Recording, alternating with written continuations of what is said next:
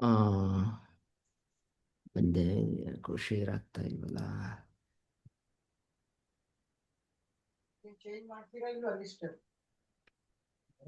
ಬೇಡ, ಹಂಗೆ ಕಟ್ ಆಗಿದೆ.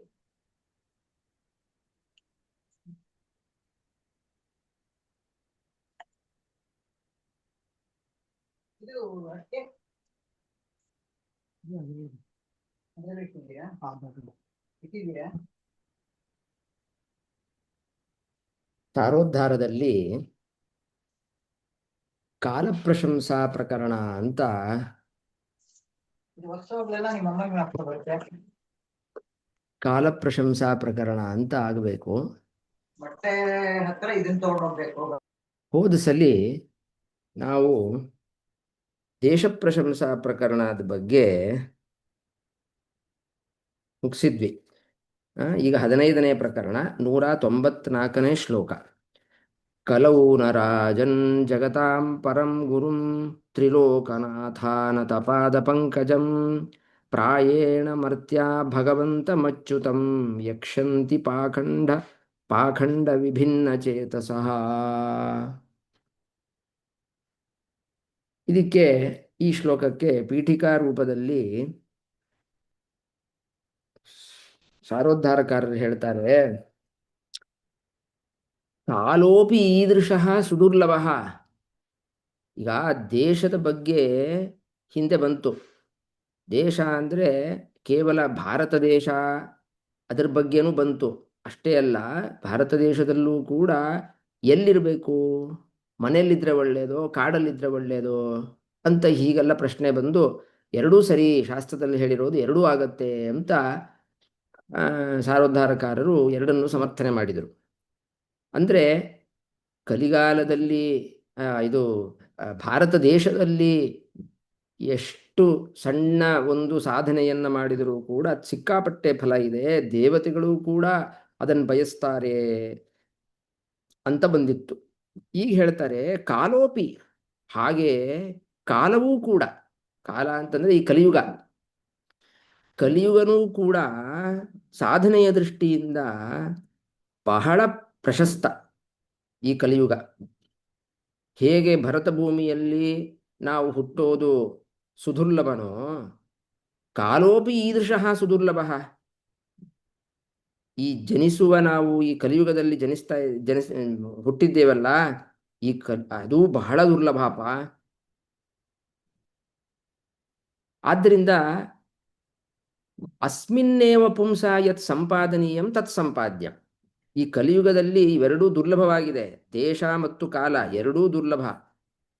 ಆದ್ದರಿಂದ ನಾವು ಮನುಷ್ಯರಾಗಿ ಹುಟ್ಟಿದ ಮೇಲೆ ಯಾವ ಪುರುಷಾರ್ಥವನ್ನ ಪಡಿಲಿಕ್ಕೆ ನಾವು ಸಾಧನೆಯನ್ನು ಮಾಡಬೇಕೋ ಅದನ್ನು ಅವಶ್ಯ ಸಂಪಾದನೆ ಮಾಡಲೇಬೇಕು. ಯಾರು ಮಾಡೋದಿಲ್ವೋ ಅವರನ್ನ ಶಾಸ್ತ್ರ ಧಿಕ್ಕಾರ ಮಾಡ್ತಾ ಇದೆ. ಆ ಧಿಕ್ಕಾರವನ್ನು ಈ ಶ್ಲೋಕದಲ್ಲಿ ಹೇಳ್ತಾ ಇದ್ದಾರೆ. ಯಾರು ಕಲಿಯುಗದಲ್ಲಿ ಹುಟ್ಟಿ ಸುಲಭವಾಗಿ ಸಾಧನೆಯನ್ನ ಮಾಡುವಂತಹ ಒಂದು ಅವಕಾಶ ದೊರೆತಾಗ ಆ ಅವಕಾಶವನ್ನು ಕಳೆದುಕೊಂಡು ಸಾಧನೆ ಮಾಡದೇ ಇರ್ತಾರಲ್ಲ, ಅವರಿಗೆ ಧಿಕ್ಕಾರ ಅಂತ ಶ್ಲೋಕ ಹೇಳ್ತಾ ಇದೆ. ಕಲೌ ನರಾಜನ್ ಜಗತಾಂ ಪರಂ ಗುರುಂ ತ್ರಿಲೋಕನಾಥಾನತ ಪಾದ ಪಂಕಜಂ ಅನ್ನುವ ಶ್ಲೋಕದಲ್ಲಿ. ಈ ಶ್ಲೋಕ ಪರೀಕ್ಷಿತರಾಜರಿಗೆ ಶುಕಾಚಾರ್ಯ ಹೇಳ್ತಾ ಇದ್ದಾರೆ. ಕೊನೆಯಲ್ಲಿ 12ನೇ ಸ್ಕಂದದಲ್ಲಿ ಬರುವ ಶ್ಲೋಕ. ಹೇ ರಾಜನ್, ಮರ್ತ್ಯಾಹ ಕಲೌ ಪ್ರಾಯೇಣ ನ ಯಕ್ಷಂತಿ. ಮರ್ತ್ಯಾಹ ಅಂದರೆ ಮರಣಶೀಲರು, ಯಾರು ಹುಟ್ಟಿರ್ತಾರೋ ಅವ್ರಿಗೆ ಮರಣ ಬಂದೇ ಬರುತ್ತೆ. ಕಲಿಯುಗದಲ್ಲಿ ಈ ಮರ್ತ್ಯರು ಯಾರಿದ್ದಾರಲ್ಲ ಅವರು ಪ್ರಾಯೇಣ ನ ಯಕ್ಷಂತಿ, ಭಗವಂತನನ್ನ ಅವರು ಪೂಜೆ ಮಾಡ್ತಾನೇ ಇಲ್ಲ. ಅಂತಹ ಜನರಿಗೆ, ಯಾರು ಕಲಿಯುಗದಲ್ಲಿ ಇದ್ದು ಏನಪ್ಪಾ ಕೃತಯುಗದಲ್ಲಿ ತ್ರೇತಾಯುಗದಲ್ಲಿ ಏನೋ ಮಾಡಲಿಲ್ಲ ಪರವಾಗಿಲ್ಲ, ಲಾಸ್ ಏನಷ್ಟಿಲ್ಲ, ಇಲ್ಲಿ ಹುಟ್ಟಿ ಮಾಡ್ತಾ ಇಲ್ವಲ್ಲ ಅವರ ಜನ್ಮಕ್ಕೆ ಧಿಕ್ಕಾರ. ಅಲ್ಲ ಯಾಕೆ ಮಾಡ್ತಾ ಇಲ್ಲ ಅವರು, ಗೊತ್ತಾಗಿಲ್ವ ಅವ್ರಿಗೆ ಮಾಡಬೇಕು ಅಂತ ಕೇಳಿದ್ರೆ, ಪಾಖಂಡ ವಿಭಿನ್ನ ಚೇತಸಃ. ಅಂದ್ರೆ ಪಾಖಂಡ ಮತ ಅಂತಂದ್ರೆ ಅವೈದಿಕ ಮತಗಳು, ಅಂದ್ರೆ ವೇದವನ್ನ ಪ್ರಮಾಣ ಅಂತ ಒಪ್ಪದೇ ಇರುವ ಮತಗಳಿಗೆ ಪಾಖಂಡ ಮತಗಳು ಅಂತ ಕರೀತಾರೆ. ಚಾರ್ವಾಕ ಮತ, ಬೌದ್ಧ ಮತ, ಜೈನ ಮತ, ಇವರೆಲ್ಲ ಪಾಖಂಡ ಮತಗಳು. ಕೊನೆಗೆ ಎಲ್ಲಿ ಅಂತಂದ್ರೆ ವೇದಾಂತಿಗಳು ಅಂತ ಆ, ವೇದವನ್ನು ಒಪ್ಪಿ ಆ ಆ ವೇದವನ್ನ ಸರಿಯಾಗಿ ಅರ್ಥ ಮಾಡಿಕೊಳ್ಳದೆ ಪಾಖಂಡ ಮತದ ಸಾದೃಶ್ಯವನ್ನು ಕೂಡ ಅನೇಕ ಮತಗಳಿಗಿದೆ, ಅವೆಲ್ಲವೂ ಕೂಡ ಪಾಖಂಡ ಮತ ಅಂತಾನೆ ತಗೊಂಡ್ಬಿಡ್ಬಹುದು. ಅವರ ಮತ, ಆ ಪಾಖಂಡ ಮತಗಳಿಂದ ಏನಾಗ್ಬಿಟ್ಟಿದೆ, ಮೋಹಿತ ಬುದ್ಧಯ, ಅದರ ಪ್ರಭಾವದಿಂದ ಇವರ ಮನಸ್ಸೆಲ್ಲ ದೂಷಿತವಾಗಿಬಿಟ್ಟಿದೆ. ದೂಷಿತವಾಗಿ ಏನು ಮಾಡ್ತಾ ಇದ್ದಾರೆ, ತ್ರಿಲೋಕನಾಥಾನತ ಪಾದ ಪಂಕಜಂ ಜಗತಾಂ ಪರಂ ಗುರುಂ ಅಚ್ಯುತಂ ಭಗವಂತಂ ನ ಯಕ್ಷಂತಿ. ಮೂರು ಲೋಕಗಳಿಗೆ ಒಡೆಯ, ಯಾರು ಒಡೆಯರು, ದೇವತೆಗಳು. ಅಂತಹ ದೇವತೆಗಳಿಂದ ನಮಸ್ಕರಿಸಲ್ಪಡುವ ಪಾದ ಕಮಲ ನಮ್ಮ ಪರಮಾತ್ಮನದು. ಅವನು ಗುರು, ಅಂದರೆ ಅಜ್ಞಾನವನ್ನು ಕಳೆದು ಜ್ಞಾನವನ್ನು ಕೊಡುವ ಪರಮಗುರು, ಷಡ್ಗುಣೈಶ್ವರ್ಯ ಸಂಪನ್ನ ಭಗವಂತ. ಅಂತಹ ಭಗವಂತನನ್ನು ಈ ಮನುಷ್ಯರು 90% ಮನುಷ್ಯರು ಆರಾಧನೆ ಮಾಡ್ತಾ ಇಲ್ಲ. ಅಂದರೆ ನಾವು ಈ ಲೋಕದಲ್ಲಿ ನೋಡ್ತೀವಲ್ವಾ, 50% ಅಷ್ಟು ಏಥಿಸ್ಟ್ಗಳೇ ಇದ್ದಾರೆ ಈ ಪ್ರಪಂಚದಲ್ಲಿ, ದೇವರನ್ನೇ ನಂಬದೇ ಇದ್ದವರು. ಇನ್ನ ದೇವರು ಅಂತ ನಂಬಿ ದುರ್ಮಾರ್ಗದಲ್ಲಿ ಹೋಗಿ ಸರಿಯಾದ ಜ್ಞಾನ ಇಲ್ಲದೇನೆ ಯಾರು ದೇವರು ಅಂತ ಕಂಡುಕೊಂಡು ಆ ದೇವರನ್ನ ಉಪಾಸನೆ ಮಾಡದೇ ಇರುವ ಎಷ್ಟು ಜನ, ಬೇಕಾದಷ್ಟು ಜನ. ಆದ್ದರಿಂದ ನಮಗೆ ಏನಾಗಿದೆ, ನಾವು ಲೋಕದಲ್ಲಿ ನೋಡೋದು ಇದು ಈ ಶ್ಲೋಕಕ್ಕೆ ಸರಿಯಾಗಿದೆ. ಬಹುತೇಕ ಪ್ರಾಯಣ ಅಂತ ಶಬ್ದ ಆಡ್ಬಿಟ್ಟಿದ್ದಾರೆ. 50% ಮೇಲಾದ್ರೇ ಪ್ರಾಯಣ. ನಮಗಂತೂ ಕಾಣ್ತಿರೋದು 90% ಜನ ಸರಿಯಾದ ರೀತಿಯಲ್ಲಿ ಯಾರು ಭಗವಂತ ಅಂತ ತಿಳಿದುಕೊಳ್ಳದೆ ಅವನನ್ನು ಆರಾಧನೆ ಮಾಡದೆ ಇದ್ದಾರೆ. ಏನಪ್ಪ ನಾವು ಮಾಡ್ತಾ ಇದ್ದೀವಿ ಅಂತ ಬೆನ್ನು ತಟ್ಕೊಳ್ಳೋದು ಬೇಡ, ಇವರು ಹೇಳಿರೋ ಪ್ರಕಾರ ನಾವು ಮಾಡ್ತಾ ಇಲ್ಲ. ಮುಂದೆ ಎಲ್ಲ ಹೇಳ್ತಾರೆ, ಅವನ ಪೂಜೆ ಮಾಡಬೇಕು ಅಂತಂದರೆ ಯಕ್ಷಂತಿ ಅಂತಿದೆ. ಯಕ್ಷಂತಿ ಅಂತಂದರೆ ಶಾಸ್ತ್ರದಲ್ಲಿ ಹೇಳಿರುವಂತೆ ಪೂಜೆ ಮಾಡಬೇಕು. ಏನು ಪೂಜೆ ಮಾಡೋದು ಅಂದರೆ ಬರೀ ಬೆಳಗ್ಗೆ ಎದ್ದು ಮಂಗಳಾರತಿ ಮಾಡೋದು, ದೇವರಿಗೆ 2 ಅಭಿಷೇಕ ಮಾಡೋದು ಅಂತ ಅರ್ಥ ಅಲ್ಲ. ಇಡೀ ಜೀವನವನ್ನೇ ಪೂಜೆಯನ್ನಾಗಿ ಮಾಡಬೇಕು. ಪೂಜಾ ರೂಪದಲ್ಲಿ ಜೀವನ ಇರಬೇಕು. ಪ್ರಾತಃ ಪ್ರವೃತ್ತಿ ಸಾಯಾಂತಂ ಸಾಯಾದಿ ಪ್ರಾತರಂ ತತಃ ಯತ್ಕರೋಮಿ ಜಗನ್ನಾಥ ತತಸ್ತು ತವ ಪೂಜನಂ ಅಂತ ಬೆಳಗ್ಗೆ ಎದ್ದು ಕೂಡಲೇ ಹೇಳಬೇಕು ಅಂತ ಪ್ರಾತಸ್ತೋತ್ರದಲ್ಲೇ ಇಟ್ಟುಬಿಟ್ಟಿದ್ದಾರೆ ಇದನ್ನು. ಇದು ಒಳ್ಳೆ ಸಂದರ್ಭ. ಇವರು ಇವತ್ತು ಪೂರ್ವಾರಾಧನೆ ಬೇರೆ, ಮಾದನೂರು ವಿಷ್ಣು ತೀರ್ಥರದು. ಅವರು ಆಧ್ಯಾತ್ಮ ರಸರಂಜಿನಿ ಅಂತ ಒಂದು ಗ್ರಂಥ ಬರೆದಿದ್ದಾರೆ. ಅದರಲ್ಲಿ 3 ಪ್ರಕರಣ, ಮನೋದೋಷ ನಿರಸನ ಪ್ರಕರಣ ಅಂತ ಒಂದು, ಧ್ಯಾನ ಪ್ರಕರಣ ಅಂತ ಇನ್ನೊಂದು, ಸರ್ವಸಮರ್ಪಣ ಪ್ರಕರಣ ಅಂತ ಇನ್ನೊಂದು, 3ನೇ ಪ್ರಕರಣ. ಎಲ್ಲ ಆಧ್ಯಾತ್ಮ ರಸರಂಜನಿಯಲ್ಲೇ ಬರುತ್ತೆ. ಆ ಸರ್ವಸಮರ್ಪಣ ಪ್ರಕರಣದಲ್ಲಿ ಅವರು ಬೆಳಗ್ಗಿಂದ ಎದ್ದು ಕೂಡಲೇ ನಾವೇನು ಶೌಚ ಸ್ನಾನ ಇದೆಲ್ಲ ಮಾಡ್ತೀವಿ, ಒಂದೊಂದನ್ನು ಕೂಡ ಹೇಗೆ ದೇವರಿಗೆ ಸಮರ್ಪಣೆ ಮಾಡ್ಬೋದು ಪೂಜಾ ರೂಪದಲ್ಲಿ, ಅದನ್ನು ಹೇಗೆ ನಾವು ತಿಳ್ಕೊಳ್ಬೇಕು ಅಂತ ಬರೆದಿದ್ದಾರೆ. ನಾವು ಮಕ್ಕಳ ಲಾಲನೆ ಪಾಲನೆಯನ್ನು ಮಾಡೋದು, ಅವರ ಪೋಷಣೆಯನ್ನು ಮಾಡೋದು, ನಿದ್ದೆ ಮಾಡೋದು, ಹೇಗೆ ಇವೆಲ್ಲ ದೇವರ ಪೂಜೆ ಅಂತ ನಾವು ಅದನ್ನು ನೋಡಬೇಕು ಅಂತ ಬರೆದಿದ್ದಾರೆ. ಆದ್ದರಿಂದ ಆ ತರಹ ನಾವೆಲ್ಲಿ ಮಾಡ್ತಾ ಇದ್ದೀವಿ, ನಾವು ಬೆಳಗ್ಗೆ 10 ನಿಮಿಷ ಸಂಧ್ಯಾ ವಂದನೆ ಹಬ್ಬಬ್ಬ ಅಂದರೆ ಒಂದು 10 ನಿಮಿಷ ಏನೋ ದೇವರ ಸ್ತೋತ್ರ ಮುಗೀತಲ್ಲಿಗೆ. ಆದರೆ ಇಲ್ಲಿ ಹೇಳೋದು ನಾವು ಮಾಡುವ ಎಲ್ಲ ಕರ್ಮಗಳನ್ನು ಕೂಡ ದೇವರಿಗೆ ದೇವರ ಪೂಜೆ ಅಂತ ಅನುಸಂಧಾನ. ಆ ಅನುಸಂಧಾನ ಬಹಳ ಮುಖ್ಯ. ಆ ಥರ ನಾವು ಮಾಡ್ತಾ ಇಲ್ಲ. ಆದ್ದರಿಂದ ನಾವು ಎಲ್ಲ ಆ 99%, ನಾವೇನು 10%ಅಲ್ಲಿ ಬಂದಿಲ್ಲ, 90%ಅಲ್ಲೇ ನಾವು ಬಂದಿರೋದು. ಹೀಗೆ ಒಟ್ಟು ಈ ಶ್ಲೋಕದಲ್ಲಿ ಏನು ಹೇಳಿದ್ದಾರೆ ಅಂತಂದರೆ, ಯಾರು ಕಲಿಯುಗವನ್ನು ಆಪರ್ಚುನಿಟಿನ ಸೀಸ್ ಮಾಡಿಕೊಂಡು ಒಂದು ಪರಮಾತ್ಮನ ಪೂಜೆಯನ್ನು ಮಾಡಿದರೆ ಕಲಿಯುಗದಲ್ಲಿ, ಕೃತಯುಗದಲ್ಲಿ, ತ್ರೇತಾಯುಗದಲ್ಲಿ, ಬೇರೆ ಯುಗಗಳಲ್ಲಿ ಮಾಡಿದ ಪುಣ್ಯಕ್ಕಿಂತ 10 ಪಟ್ಟು 100 ಪಟ್ಟು ಜಾಸ್ತಿ ಸಂಪಾದನೆ ಮಾಡುವಂತಹ ಅವಕಾಶ. ಅಂತಹ ಅವಕಾಶವನ್ನು ಕಳ್ಕೊಳ್ತಾ ಇದ್ದಾರಲ್ಲ, ಅಂತಹವರಿಗೆ ಧಿಕ್ಕಾರವನ್ನು ಶುಕಾಚಾರ್ಯರು ಹೇಳ್ತಾ ಇದ್ದಾರೆ. ಇದಾದ ಮೇಲೆ 195ನೇ ಶ್ಲೋಕ.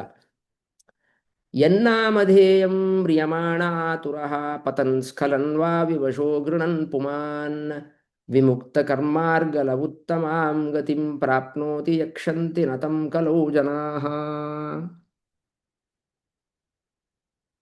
ಇದಕ್ಕೆ ಮತ್ತೆ ಪೀಠಿಕಾ ರೂಪದಲ್ಲಿ ಹೇಳ್ತಾರೆ ಸಾರೋದ್ಧಾರಕಾರರು, ಎಷ್ಟು ಸುಲಭ ಕಲಿಯುಗದಲ್ಲಿ. ಯಸ್ಮಿನ್ ಕಲೋ ನಾಮೋಚ್ಚಾರಣ ಮಾತ್ರೇಣ ಪುರುಷಾರ್ಥ ಪ್ರಾಪ್ತಿ. ಬೇರೆ ಯುಗಗಳಲ್ಲಿ ಏನೋ ರಾಜಸೂಯ ಯಾಗ, ತಪಸ್ಸು ಎಷ್ಟು ಕಷ್ಟಪಡ್ತಾರೆ. ಕಲಿಯುಗದಲ್ಲಿ ಕೇವಲ ಭಗವಂತನ ನಾಮೋಚ್ಚಾರಣೆಯಿಂದ ಆ ಸಾಧನೆ,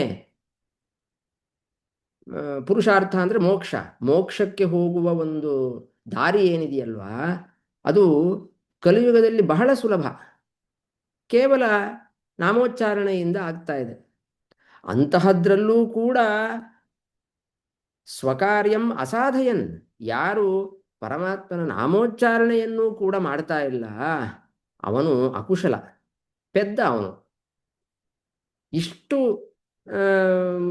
ಸುಲಭವಾಗಿ ಕೇವಲ ನಾಮೋಚ್ಚಾರಣೆ. ಹಿಂದಿನ ಶ್ಲೋಕದಲ್ಲಿ ಎಲ್ಲವೂ ಕೂಡ ಪರಮಾತ್ಮನ ಪೂಜಾ ರೂಪದಲ್ಲಿ ಮಾಡ್ರಿ, ತುಂಬ ಪುಣ್ಯ ಬರುತ್ತೆ ಅಂತ ಹೇಳಿದ್ರು.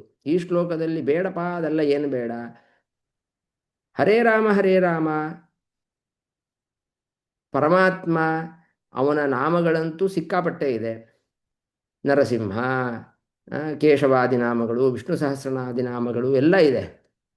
ಇದನ್ನಾದರೂ ಹೇಳಿ ನೀವು ಕಲಿಯುಗದಲ್ಲಿ ಪುಣ್ಯ ಕಟ್ಕೊಳ್ರಿ, ಅದೂ ಮಾಡಲ್ಲ ಅಂತಿರಲ್ಲ, ಎಷ್ಟು ಅಕುಶಲರು ನೀವು, ಎಷ್ಟು ಪೆದ್ದ ಜನ ಅಂತ ಮತ್ತೆ ಶ್ಲೋಕ ಭಾಗವತದಲ್ಲಿ. ಅದೇ ನೆಕ್ಸ್ಟು ಆ ಹಿಂದಿನ ಶ್ಲೋಕದ ಮುಂದಿನ ಶ್ಲೋಕನೇ ಇದು. ಯನ್ನಾಮಧೇಯಂ ಮ್ರಿಯಮಾಣ ಆತುರಃ. ಆತುರಃ ಆತುರಃ ಆತುರಃ ಅಂದರೆ ಇನ್ನೇನು ಆಸನ್ನ ಮರಣ ಅಂತ ಬರೀತಾರೆ. ಅದರ್ಥನೇ ಡೆತ್ ಬೆಡ್ ಮೇಲೆ ಮಲಗಿಕೊಂಡಿರುವವನು ಅಂತ ಅರ್ಥ. ಆತುರಃ ಆತುರಃ ಅಂದರೆ ಆತುರದಾನ ಅಂತ ಮಾಡಿಸ್ತಾರೆ. ಯಾರು ಇನ್ನೇನು ಉಸಿರಾಡ್ತಾ ಇರ್ತಾನೆ, ಕೆಲವು ಗಂಟೆಗಳು ಮಾತ್ರ ಇವನು ಈ ವ್ಯಕ್ತಿ ಇರೋದಿಲ್ಲ ಅಂತ ಖಾತ್ರಿ ಆಗತ್ತಲ್ವಾ, ಅವಾಗ ಕೂಡ ಅನೇಕ ದಾನಗಳನ್ನು ಹೇಳಿದ್ದಾರೆ. ಅದಕ್ಕೆ ಆತುರದಾನ ಅಂತ ಕರೀತಾರೆ. ಆತುರ ಆತುರ ಅಂದರೆ ಸಮೀಪದಲ್ಲೇ ಮರಣವನ್ನು ಪಡೆಯುವಂತಹ ಅವಸ್ಥೆ, ಅಥವಾ ರೋಗಿ, ಟರ್ಮಿನಲ್ ಏನೋ ಡಿಸೀಸ್ ಯಾರಿಗೋ ಬಂದಿದೆ ಅಂತಹ ರೋಗಿ, ಅಥವಾ ಏನೋ ನಡೀತಾ ಇರ್ತಾನೆ, ಏನೋ ಒಂದು ಕಲ್ಲು ಎಡಬಿಡ್ತಾನೆ, ಅಥವಾ ಓಡಾಡ್ಲಿಕ್ಕಾಗಲ್ಲ, ಬಹಳ ಅಸಹಾಯಕ, ಅಂದರೆ ತನ್ನ ಶರೀರದ ಮೇಲೆ ಕಂಟ್ರೋಲೇ ಇರಲ್ಲ, ಅಂತಹ ಪರಿಸ್ಥಿತಿ ಎಲ್ಲ ಇದೆ. ಅಂತಹ ಅವಸ್ಥೆಯಲ್ಲೂ ಕೂಡ ಕೇವಲ ನಾಮೋಚ್ಚಾರಣೆಯಿಂದ ಅವನು ಮಾಡಿರುವ ಪಾಪಗಳೆಲ್ಲ ನಿವೃತ್ತಿ ಆಗತ್ತೆ. ಇದನ್ನ ಯಾಕೆ ಹೇಳ್ತಾ ಇದ್ದಾರೆ ಇಂತಹ ಅವಸ್ಥೆಗಳು ಅಂದರೆ, ಈಗ ನಮಗೆ ಚೆನ್ನಾಗಿದ್ದಾಗ ಏನಪ್ಪ ನಮ್ಮದು, ನಾನು ದೃಢಕಾಯನಾಗಿದ್ದೇನೆ, ನನ್ನ ದೇಹ ನನ್ನ ಕಂಟ್ರೋಲಲ್ಲಿದೆ, ಇಂತಹ ಸಮಯದಲ್ಲೂ ಕೂಡ ನಾನು ಮ್ಯಾಂಡೇಟರಿಯಾಗಿ ಮಾಡಬೇಕಾದ ಕರ್ಮಗಳನ್ನು ಮಾಡದೆ ಏನು, ಸಂಧ್ಯಾ ವಂದನೆ ಮಾಡೋನಿಲ್ಲ. ನಾನು ಮಾಡಬೇಕು, ನನಗೆ ಆಗತ್ತೆ ಸಂಧ್ಯಾ ವಂದನೆ ಮಾಡಲಿಕ್ಕೆ. ಅದು ಮಾಡದೆ ಸುಮ್ಮನೆ ನಾರಾಯಣ ಕೃಷ್ಣ ನಾರಾಯಣ ಕೃಷ್ಣ ಅಂತ ನಾಮೋಚ್ಚಾರಣೆ ಮಾಡಿಬಿಟ್ರೆ ಅದು ಪ್ರಯೋಜನ ಇಲ್ಲ. ಯಾವ ಅವಸ್ಥೆಯಲ್ಲಿ ಯಾವ ತರಹ ಅನುಷ್ಠಾನವನ್ನು ಕರ್ಮವನ್ನು ಹೇಳಿದ್ದಾರೋ ಅದನ್ನು ಮಾಡಲೇಬೇಕು. ಆದರೆ ಆ ಮಾಡಲಿಕ್ಕೆ ಶಕ್ತಿ ಇಲ್ಲದೆ ಇದ್ದಾಗ, ಅಥವಾ ಅಂತಹ ಅವಸ್ಥಾ ರೋಗಿಯಾಗಿರ್ತಾನೆ, ವಯಸ್ಸಾಗಿರುತ್ತೆ, ಅಂತಹವರು ಕರ್ಮಗಳನ್ನು ಮಾಡಲಿಕ್ಕಾಗಲ್ಲ. ಕೆಲವು ಸಲ ಡಯಾಬಿಟೀಸ್ ಇರುತ್ತೆ, 90 ವರ್ಷ ಆಗಿರುತ್ತೆ, ಏಕಾದಶಿ ಉಪವಾಸ ಮಾಡು ಅಂದರೆ ಹೇಗಾಗುತ್ತೆ? ಆಗಲ್ಲ. ಹೀಗೆ ಆ ಕೆಲವು ಅವಸ್ಥೆಗಳಲ್ಲಿ ಕರ್ಮವನ್ನು ಮಾಡಲಿಕ್ಕಾಗದೇ ಇರುವ ಒಂದು ಅವಸ್ಥೆಯಲ್ಲಿಯೂ ಕೂಡ ನಾಮೋಚ್ಚಾರಣೆ ಮಾಡಿದರೆ ಸಾಕು. ಅದು ಆ ನಾಮೋಚ್ಚಾರಣೆ ಏನು, ಸ್ವವಶಃ ವಿವಶೋವ. ತನಗೆ ದೇಹಸ್ಥಿತಿ ತನ್ನ ಕಂಟ್ರೋಲಲ್ಲಿ ಇಲ್ಲದೇ ಇರಬೇಕಾದ್ರೆ, ಅವಾಗ ಬೇರೆಯವರು, ಇವನಿಗೆ ಹೇಳಲಿಕ್ಕಾಗ್ತಾ ಇರಲ್ಲ, ಬಾಯಿನೇ ಬಿದ್ದೋಗಿರುತ್ತೆ, ಆವಾಗ ಬೇರೆಯವರು ನಾಮಸ್ಮರಣೆ ಮಾಡ್ತಾರೆ. ಅದನ್ನು ಕೇಳಿಸ್ಕೊಂಡನಾದರೂ ಈಗ ಎಷ್ಟೋ ಜನ ಮಾತಾಡಲಿಕ್ಕೆ ಆಗೋದಿಲ್ಲ, ಆದರೆ ಶ್ರವಣಕ್ಕೆ ದೇವರ ಅವಕಾಶ ಕೊಟ್ಟಿರ್ತಾನೆ. ಅಂತಹ ಸಮಯದಲ್ಲಿ ಬೇರೆಯವರು ನಾಮೋಚ್ಚಾರಣೆ ಮಾಡಿದ್ರೆ ಕೇಳಿದ್ರೆ ಸಾಕು, ಅದರಿಂದ ಎಷ್ಟೋ ಪಾಪಗಳು ಹೋಗುತ್ತೆ. ಆದ್ದರಿಂದ ಆ ಅವಸ್ಥಾ ವಿಶೇಷ, ಅಂದರೆ ರೋಗಿನೋ ಹತ್ತಿರದಲ್ಲೇ ಡೆತ್ ಬೆಡ್ ಮೇಲೆ ಮಲ್ಕೊಂಡಿದ್ದಾನೋ ಇಂತಹವನೂ ಕೂಡ ಯಸ್ಮಿನ್ ಕಲವು ಗೃಣನ್, ಗೃಣನ್ ಅಂದರೆ ಕೀರ್ತನೆ ಮಾಡೋದು, ಹಾಡೋದು ಅಂತ ಅರ್ಥ. ಪರಮಾತ್ಮನ ನಾಮೋಚ್ಚಾರಣೆಯನ್ನು ಮಾಡಿದರೆ ಸಾಕು, ವಿಮುಕ್ತ ಮಾರ್ಗಲಹ, ಅಂದರೆ ಕರ್ಮಪಾಶದಿಂದ ಅವನು ಮುಕ್ತನಾಗ್ತಾನೆ, ಉತ್ತಮ ಗತಿಯನ್ನು ಹೊಂತಾನೆ. ಅಂತಹ ಮಹಿಮೆ ಉಳ್ಳ ಈ ಕಲಿಯುಗ, ಆ ಕಲಿಯುಗದಲ್ಲಿ ಇದನ್ನ ಮಾಡೋದಿಲ್ವಲ್ಲ, ಈ ನಾಮೋಚ್ಚಾರಣೆ ಮಾಡೋದಿಲ್ವಲ್ಲ ಅವರು. ನಾಮೋಚ್ಚಾರಣೆ ಮಾಡಿ ಪರಮಾತ್ಮನನ್ನು ಆರಾಧನೆ ಮಾಡೋದು. ಇಲ್ಲೂ ಯಕ್ಷಂತಿ ಅಂತಿದೆ, ಹಿಂದೆ ಯಕ್ಷಂತಿ ಅಂದರೆ ಪೂಜೆ ಮಾಡಿದ್ದು, ಇಲ್ಲೂ ಪೂಜೆನೇ. ಕೇವಲ ನಾಮೋಚ್ಚಾರಣೆ, ಏನಪ್ಪ ದೇವರೇ ನನಗೆ ಇನ್ನೇನೂ ಆಗ್ತಾ ಇಲ್ಲ, ಕೇವಲ ನಿನ್ನ ನಾಮಸ್ಮರಣೆಯನ್ನು ಮಾಡಿ ನಾನು ನಿನ್ನ ಪೂಜೆಯನ್ನು ಮಾಡ್ತೀನಿ. ವ್ಯಾಸತತ್ವಜ್ಞರ ಮಾನಸ ಪದ್ಧತಿ ಅಂತ ಒಂದು ಗ್ರಂಥ ಇದೆ.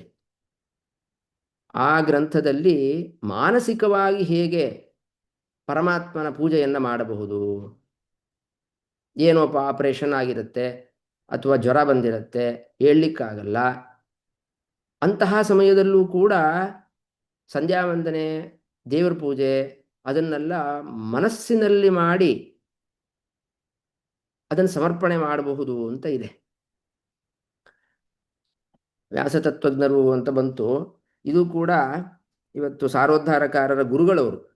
ಸಾರೋದ್ಧಾರಕಾರರು ವಿಷ್ಣುತೀರ್ಥರು ಅವರ ಬ್ರಹ್ಮಚರ್ಯ ಅವಸ್ಥೆಯಲ್ಲಿ ಆಶ್ರಮದಲ್ಲಿ ಅವರಿಗೆ ಜಯತೀರ್ಥ ಅಂತ ಹೆಸರು. ಅದು ಬಹಳ ರೋಚಕವಾಗಿದೆ. ಜಯತೀರ್ಥ ಅಂತ ಅವರ ಹೆಸರು ಬಂದಿದ್ದು ಅವರ ತಾತ, ಅವರ ತಾತ ತಾತ ಬಹಳ ದೊಡ್ಡ ಜ್ಞಾನಿಗಳು. ಅವರಿಗೆ ನಿಮ್ಮ ಮೊಮ್ಮಗ ಜಯತೀರ್ಥರ ಒಂದು ತಪಸ್ಸು ಇಂದ ಹುಟ್ಟುತ್ತಾರೆ ಅಂತ ಅವರಿಗೆ ಗೊತ್ತಾಯಿತು. ಅವರ ಸೊಸೆ ಇನ್ನು ಗರ್ಭಿಣಿಯಾಗಿದ್ದಾಗಲೇ ಅವರ ಸೊಸೆಗೆ, ಅಂದರೆ ವಿಷ್ಣು ತೀರ್ಥರ ತಾಯಿ ಅವರಿಗೆ ಹೇಳಿಬಿಟ್ಟಿದ್ರಂತೆ, ಈ ಥರ ಜಯತೀರ್ಥರ ಒಂದು ಕೃಪೆಯಿಂದ ಗಂಡು ಮಗು ಹುಟ್ಟುತ್ತಾನೆ, ಅವನಿಗೆ ಜಯತೀರ್ಥ ಅಂತಲೇ ನಾಮಕರಣ ಮಾಡಬೇಕು ಅಂತ ಮೊದಲೇ ಹೇಳಿಬಿಟ್ಟಿದ್ರಂತೆ. ಅದೆಲ್ಲ ಅವರ ಶಿಷ್ಯರ ಪ್ರಭಾ ಅಂತ ಒಂದು ಪಂಚರತ್ನ ಪ್ರಭಾ ಅಂತನೂ ಅವ್ರ ಬಗ್ಗೆ ಒಂದು ಗ್ರಂಥ ಬರೆದಿದ್ದಾರೆ ಅವರು ಶಿಷ್ಯರು, ಅದರಲ್ಲಿ ಇದೆಲ್ಲ ಬರುತ್ತೆ ವಿಷಯ. ಅದಾದ ಮೇಲೆ ಅವರು ಬ್ರಹ್ಮಚರ್ಯದಲ್ಲಿ ಇದ್ದಾಗ ಈ ವ್ಯಾಸತತ್ವಜ್ಞರು ಅಂದರೆ ಅವರು ಆವಾಗ ಆ, ಇನ್ನು ಸನ್ಯಾಸ ಆಗಿರಲಿಲ್ಲ, ಸನ್ಯಾಸಾಶ್ರಮವನ್ನು ತೆಗೆದುಕೊಂಡಿರಲಿಲ್ಲ. ಐ ಜಿ ವೆಂಕಟರಾಮಾಚಾರ್ಯರು ಅಂತ ಅವರ ಪೂರ್ವಾಶ್ರಮದ ಹೆಸರು. ಅವರ ಹತ್ತಿರ ಅಧ್ಯಯನಕ್ಕೆ ಹೋಗ್ತಾರೆ ಬ್ರಹ್ಮಚರ್ಯಾಶ್ರಮದಲ್ಲಿ. ಅಲ್ಲಿ ಅಧ್ಯಯನ ಮಾಡ್ತಾ ಇರಬೇಕಾದ್ರೇನೆ ಆ ಐ ಜಿ ವೆಂಕಟರಾಮಾಚಾರ್ಯರ ಮಗನಿಗೆ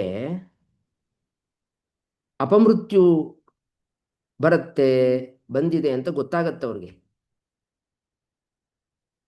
ಅಂದರೆ ಏನು ಇನ್ನೂ ಓದ್ತಾ ಇದ್ದಾರಲ್ಲಿ, ಅಷ್ಟೊತ್ತಿಗೆ ಅವರ ತಪಶಕ್ತಿ ಹೇಗಿತ್ತು ಅಂದರೆ ಮಗನಿಗೆ ಅಪಮೃತ್ಯು ಬಂದಿದೆ ಅಂತ ತಿಳಿದು ನರಸಿಂಹ ಮಂತ್ರವನ್ನು ಜಪ ಮಾಡಿ ಆ ಗುರುಗಳ ಮಗನಿಗೆ ಅಪಮೃತ್ಯುವನ್ನು ಪರಿಹಾರ ಮಾಡ್ತಾರೆ.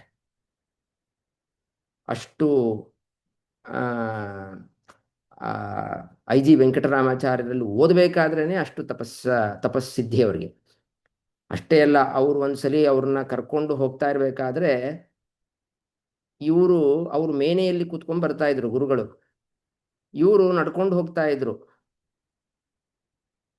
ಬೇಸಿಗೆಗಾಲದಲ್ಲಿ ನಡ್ಕೊಂಡು ಹೋಗ್ತಾ ಇರಬೇಕಾದ್ರೆ ಗುರುಗಳಿಗೆ ಅಯ್ಯೋ ಪಾಪ ಇವನು ಬರೀ ಕಾಲಲ್ಲಿ ನಡ್ಕೊಂಡು ಬರ್ತಾ ಇದ್ದಾನೆ, ನಾನಾದರೆ ಮೇನೆಯಲ್ಲಿ ಕೂತ್ಕೊಂಡಿದ್ದೀನಿ, ನನಗೇನು ಅಷ್ಟು ಬಿಸಿಲಿನ ಬಾಧೆ ಇಲ್ಲ ಅಂದ್ಬಿಟ್ಟು ಅವರು ತಮ್ಮ ಪಾದರಕ್ಷೆಗಳನ್ನು ಕೊಡ್ತಾರೆ ಇವರಿಗೆ, ನೀ ಹಾಕೊಂಬ ಅಂತ.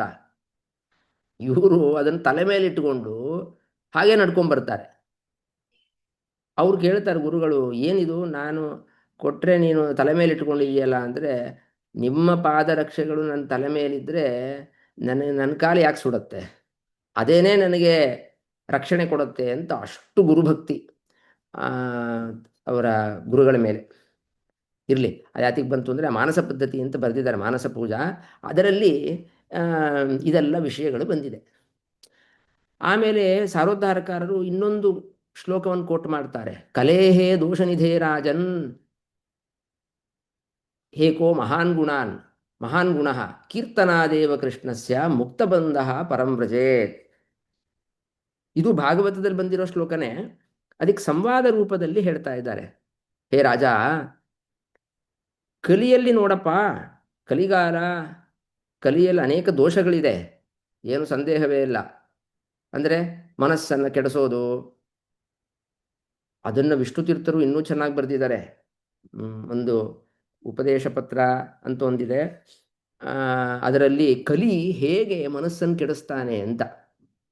ಏನೋ ನೇರವಾಗಿ ಕಲಿ ಬಂದು ಏನು ಮಾಡಲ್ಲ, ನಮ್ಮ ಬಂಧುಗಳಲ್ಲೇ ನಮಗೆ ಪರಿಚಯ ಇರುವವರಲ್ಲಿಯೇ ಕಲಿ ಆವೇಶನಾಗಿ ನಮ್ಮ ಮನಸ್ಸನ್ನು ಹೇಗೆ ಕೆಡಿಸ್ತಾನೆ ಅಂತ ಒಳ್ಳೊಳ್ಳೆ ದೃಷ್ಟಾಂತಗಳನ್ನು ಕೊಟ್ಟಿದ್ದಾರೆ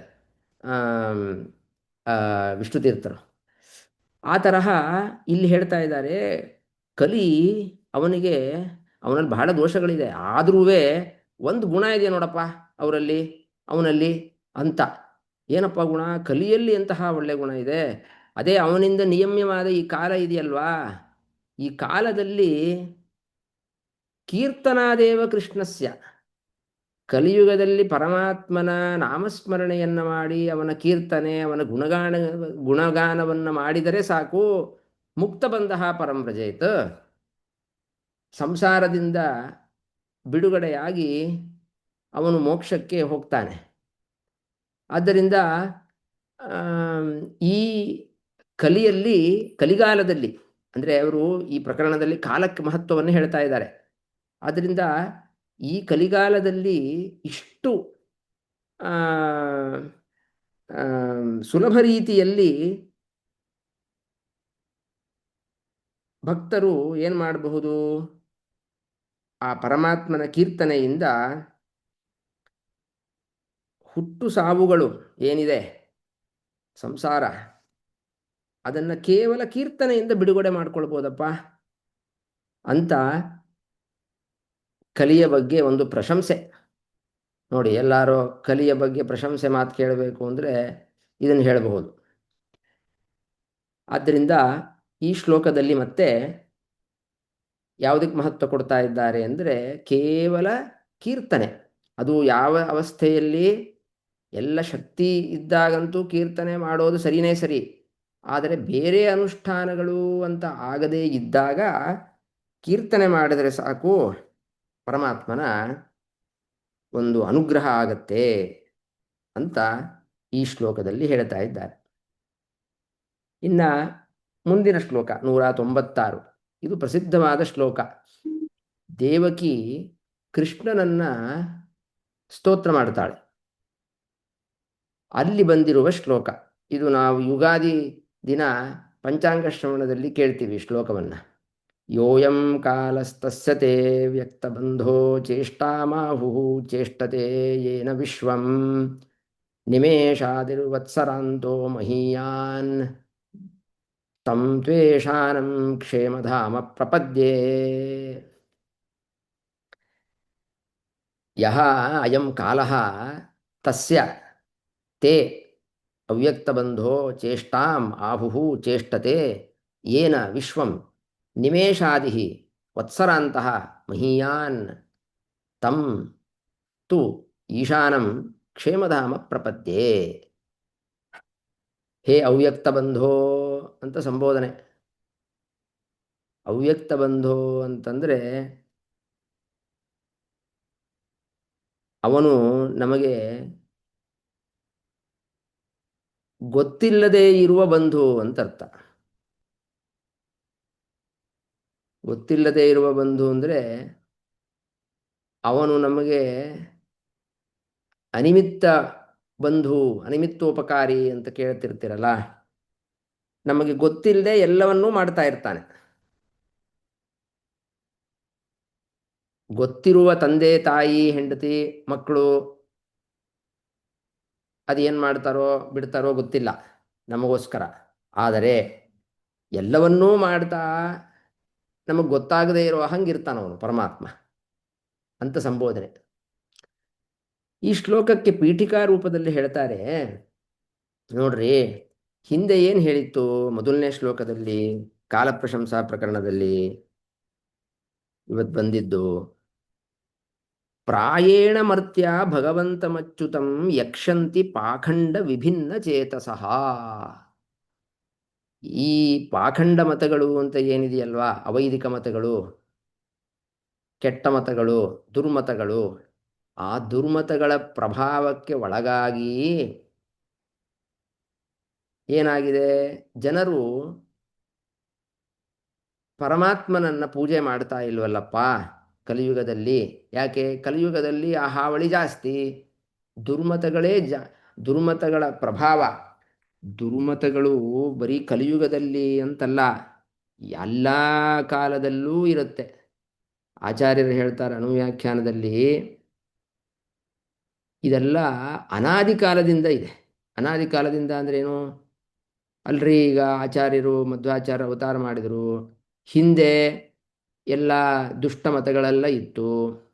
ಮತ್ತು ಆ ಮತಗಳನ್ನು ಖಂಡನೆ ಮಾಡಿ ದ್ವೈತ ಮತವನ್ನು ಮತ್ತೆ ಪುನರುಜ್ಜೀವನ ಏನು ಆಚಾರ್ಯರು ಮಾಡಿದರು. ಮತ್ತು ಇಷ್ಟು ವರ್ಷ ಆದಮೇಲೆ ಈಗಲೂ ಬೇರೆ ಮತಗಳೇ ಜಾಸ್ತಿ ಇದೆಯಲ್ರಿ. ನೀವು ಸುಮ್ಮನೆ ಒಂದು ಮೆಟ್ರಿಕ್ಸ್ ತಗೊಂಡ್ರೆ ಎಷ್ಟು ಪರ್ಸಂಟೇಜು ಮಾಧ್ವರು ಇದ್ದಾರೆ, ಮಧ್ವ ಮತಾವಲಂಬಿಗಳಿದ್ದಾರೆ? ಭಾಳ ಕಮ್ಮಿ, 0.1% ಇಲ್ಲ, ಮಿನಿಸ್ಕ್ಯೂಲ್, ಸಿಕ್ಕಾಪಟ್ಟೆ ಕಮ್ಮಿ ಅಲ್ರಿ. ಮತ್ತು ಆಚಾರ್ಯರು ಅವತಾರ ಮಾಡಿ ಎಲ್ಲ ದುರ್ಮತಗಳ ಭಂಜಕರು. ಅದು ಮತ್ತೆ ಮೊದಲು ಅಷ್ಟಿರಲಿಲ್ಲ, ಮತ್ತು ಅವತಾರ ಮಾಡಿ ಆದಮೇಲೆ ಜಾಸ್ತಿ ಆಗಬೇಕಲ್ವಾ? ಅದು ಆಚಾರ್ಯರು ಹೇಳ್ತಾರೆ, ಇದು ಫಸ್ಟ್ ಆಫ್ ಆಲು ಇದು ಕಲಿಯುಗ. ಕಲಿಯುಗದಲ್ಲಿ ಮತ್ತೆ ಪರಮಾತ್ಮನ ತತ್ವವನ್ನು ಸರಿಯಾದ ಜ್ಞಾನ ಬರಬಾರದು ಅಂತಲೇ ಪರಮಾತ್ಮನ ಸಂಕಲ್ಪ. ಆಚಾರ್ಯರು ಅವತಾರ ಮಾಡಿದ್ದು ಸಜ್ಜನರು, ಯಾರು ಸಜ್ಜನರಿದ್ದಾರಲ್ವಾ ಆ ಸಜ್ಜನರು ಅವರು ತಪ್ಪು ದಾರಿ ಹಿಡಿದೇ ಇರಲಿ ಅಂತ ಆಚಾರ್ಯರು ಬಂದು ಸರಿಯಾದ ಮಾರ್ಗವನ್ನು ತೋರಿಸ್ಕೊಟ್ರು. ಸಜ್ಜನರು ಅಂತಂದರೆ ಅವ್ರದ್ದು ರೇಷೋನೇ ಕಮ್ಮಿ. ಉಪನಿಷತ್ ಹೇಳುತ್ತೆ ಏನಂತ, ದುರ್ಜನರು ಅಂತಿದಾರಲ್ಲ ರೇಷ್ಯೋದಲ್ಲಿ ನೀವು ಒಂದು 100 ಜನ 100 ಜೀವರು ಅಂತ ತಗೊಂಡ್ರೆ ರೇಷ್ಯೋದಲ್ಲಿ ದುರ್ಜನರೇ ಯಾವಾಗಲೂ ಜಾಸ್ತಿ.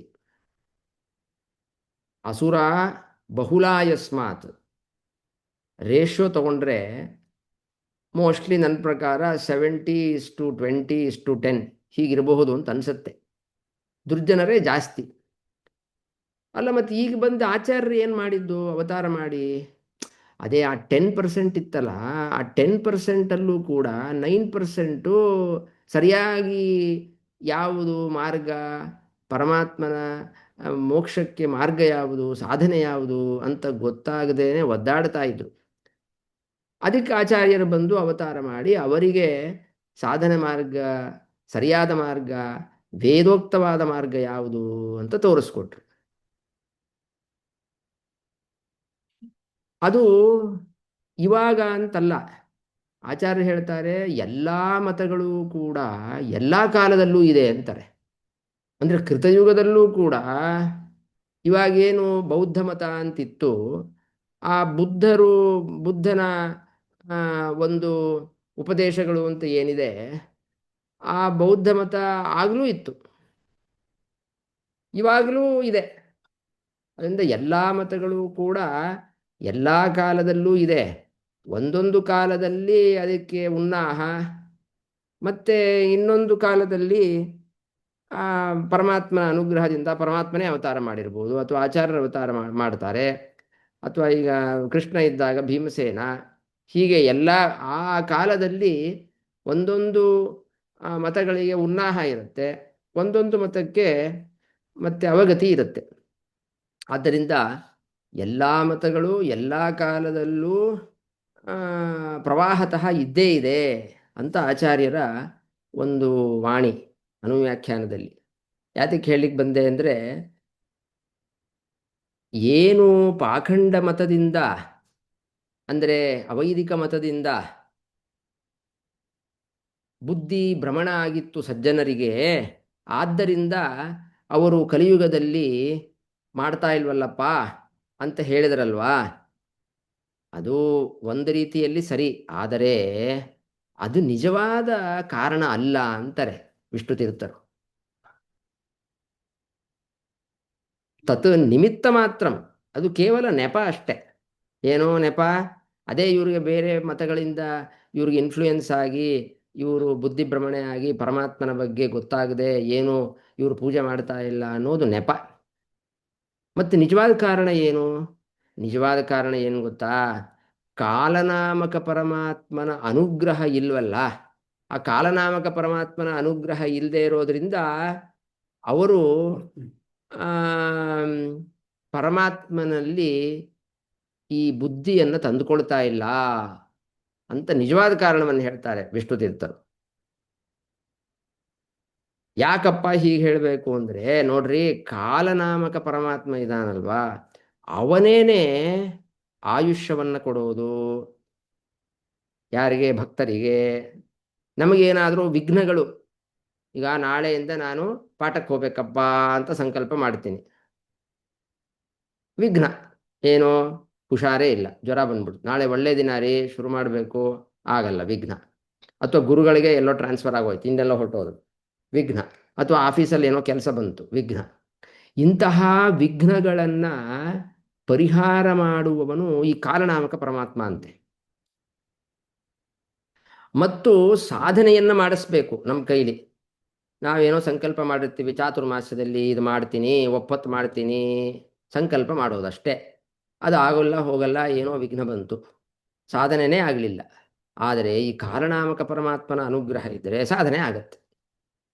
ಈಗ ನಾವು ನೋಡ್ತೀವಲ್ವಾ, ಈಗ ನಾವು ನಮಗೆ ಸುತ್ತಮುತ್ತ ಇರೋ ಜನರನ್ನೇ ನೋಡೋಣ. ಈಗ ನಾವು ಅಂದ್ಕೊಳ್ತೀವಿ, ಏನಪ್ಪ ಇದು ಮಾಡಬೇಕು ಅನ್ಕೋತೀನಿ, ನನಗೆ ಆಗ್ತಾನೇ ಇಲ್ವಲ್ಲ ಅಂತ. ಆದರೆ ಕೆಲವರು ನೋಡ್ತೀವಿ ನಾವು, ಈ ಕಲಿಯುಗದಲ್ಲೂ ಈ ಕಾಲದಲ್ಲೂ ಕೂಡ ಎಷ್ಟು ಸಾಧನೆ ಮಾಡಿಕೊಂಡಿದ್ದಾರೆ. ನಿತ್ಯ ವಿಷ್ಣು ಪಂಚಕ, ಆ ಜನ್ಮ ವಿಷ್ಣು ಪಂಚಕ ಮಾಡೋರಿದ್ದಾರೆ. ಒಂದು ಸಲಿ ಈ ಪಯೋವ್ರತ ಅಲ್ಲ, ಪ್ರತಿ ಸಲಿ ಪಯೋವ್ರತ ಮಾಡೋರಿದ್ದಾರೆ. 10 ಸಲ ಪಯೋವ್ರತ ಮಾಡಿರೋರು ನೋಡಿದ್ದೀನಿ. ಆಮೇಲೆ ಪಾರಾಯಣ, ದಿನಾ ಸುಮಧ್ವಿಜಯ ಪಾರಾಯಣ 2 ತಾಸು ದಿನ, ಅದು ಮಾಡದೇನೆ ಊಟ ಮಾಡದೇ ಇರೋರನ್ನು ನೋಡಿದ್ದೀನಿ ನಾನು. ಅದೆಲ್ಲ ಹೇಗ್ರಿ, ನಮಗೆಲ್ಲ ಆಗೋದೇ ಇಲ್ವಲ್ಲ. ಅದೇ ಆ ಕಾರಣಾಮಕ ಪರಮಾತ್ಮನ ಅನುಗ್ರಹ ಇದೆ ಅಂತ ಅರ್ಥ ಅವ್ರಿಗೆ. ಅವರಿಗೆ ಏನು ನಮಗೆ ಬಲ್ಲ ವಿಘ್ನ ಬರ್ತಾ ಇದೆಯಲ್ವಾ, ಅಂತಹ ವಿಘ್ನ ಅವ್ರಿಗೆ ತಂದು ಕೊಡೋದೇ ಇಲ್ಲ ದೇವರು. ಅವ್ರ ಕೈಲಿ ಸಾಧನೆ ಮಾಡಿಸ್ಬಿಡ್ತಾನೆ. ಅದರಿಂದ ಇವಾಗಲೂ ಪಾಖಂಡ ಮತಗಳೆಲ್ಲ ಇದೆ, ದುರ್ಮತಗಳಿದೆ, ಅದರ ಹಾವಳಿನೂ ಇದೆ, ಅದರ ಹಾವಳಿಯಿಂದ ಕೆಟ್ಟೋರು ಇದ್ದಾರೆ. ಅದೆಲ್ಲ ಇಲ್ಲ ಅಂತ ಹೇಳ್ತಾ ಇಲ್ಲ. ಆದರೆ ಆ ಹಾವಳಿಯಿಂದ ಕೆಟ್ಟೋರು ಯಾರು ಗೊತ್ತಾ? ಯಾರಿಗೆ ಕಾಲನಾಮಕ ಪರಮಾತ್ಮನ ಅನುಗ್ರಹವಿಲ್ವೋ, ಯಾರು ಕಾಲನಾಮಕ ಪರಮಾತ್ಮನನ್ನ ಪೂಜೆ ಮಾಡ್ತಾ ಇಲ್ವೋ, ಅಂತಹವರಿಗೆ ಆ ಪಾಖಂಡ ಮತಗಳ ಪರಿಣಾಮ, ಅದರ ಇನ್ಫ್ಲೂಯೆನ್ಸು ಯಾರಿಗಾಗತ್ತೆ? ಬರೀ ದುರ್ಮತಗಳು ಅಂದರೆ ದುರ್ಮತಗಳು ಅಂತ ಅಷ್ಟೇ ಅಲ್ಲ. ಈಗ ನಮಗೆ ಪಾರಾಯಣ ಮಾಡ್ಲಿಕ್ಕೆ ಟೈಮ್ ಇಲ್ಲ, ಆದರೆ ಮೊಬೈಲಲ್ಲಿ ಮಿನಿಮಮ್ ಒಂದು 2 ಅವರ್ಸ್ 3 ಅವರ್ಸ್ ಏನಾರು ನೋಡ್ತೀವಿ ನಾವು. ಅಥವಾ ಟಿ ವಿನಲ್ಲಿ ಕ್ರಿಕೆಟ್ ಏನಾರು ಮ್ಯಾಚ್ ಬಂದರೆ ಅಷ್ಟು ನೋಡ್ತೀವಿ. ಆದರೆ ನಮಗೆ ಪಾರಾಯಣ ಮಾಡಲಿಕ್ಕೆ ಅಥವಾ ಇನ್ನೇನೋ ದೇವ್ರ ಪೂಜೆ ಜಾಸ್ತಿ ಮಾಡಲಿಕ್ಕೆ ಅಥವಾ ಒಂದು 100 ಗಾಯತ್ರಿ ಜಪ ಮಾಡಲಿಕ್ಕೆ ಸಮಯ ಇಲ್ಲ. ಯಾಕೆ ಹಂಗಾಗತ್ತೆ? ಅಲ್ಲೇನು ದುರ್ಮತ ಇಲ್ಲ ಅಂತನ್ಬೇಡ್ರಿ, ಅದೆಲ್ಲ ಹಾವಳಿಗಳು ಅದಕ್ಕೆ ಸಮಾನ, ದುರ್ಮತದ ಸಮಾನ ಅವಲ್ಲ. ಆದ್ರೂ ಯಾಕೆ ಹಂಗಾಗತ್ತೆ? ಕಾಲನಾಮಕ ಪರಮಾತ್ಮನ ಅನುಗ್ರಹ ಇಲ್ಲ ಅಂತ ಈ ಶ್ಲೋಕದಲ್ಲಿ ಆ ಕಾಲನಾಮಕ ಪರಮಾತ್ಮನ ಮಹಿಮೆಯನ್ನು ಹೇಳ್ತಾ ಇದ್ದಾರೆ. ಯೋಯಂ ಕಾಲಸ್ತಸ್ಸತೆ ವ್ಯಕ್ತ ಬಂಧೋ. ದೇವಕಿ ಕೃಷ್ಣನನ್ನ ಕುರಿತು ಹೇಳ್ತಾಳೆ, ನನಗೆ ಈ ಕಾಲದಿಂದ, ದುರ್ಯೋಧನ ಅವರೆಲ್ಲ ಇದ್ದಾರೆ, ಕಲಿ, ಸ್ವತಃ ಕಲಿ, ಇವರೆಲ್ಲ ಇದ್ದಾಗ ನನಗೆ ಬಹಳ ಭಯ ಆಗ್ತಾ ಇದೆ ಕಾಲದಿಂದ. ಆದ್ದರಿಂದ ನಾನು ಕ್ಷೇಮಧಾಮ ತ್ವಾಮೇವ ಪ್ರಪದ್ಯೆ, ನನ್ನ ಕ್ಷೇಮಕ್ಕೋಸ್ಕರ ನಿನ್ನನ್ನೇ ನಾನು ಶರಣ ಹೊಂದುತ್ತೇನೆ.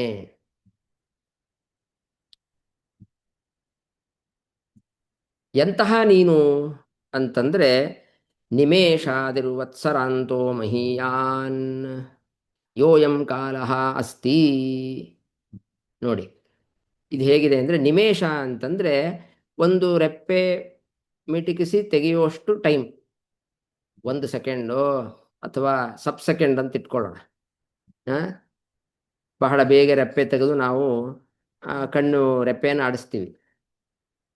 ಅಂತಹ ಆ ಸಮಯ ಬಹಳ ಅಲ್ಪ ಸಮಯ ಅದು.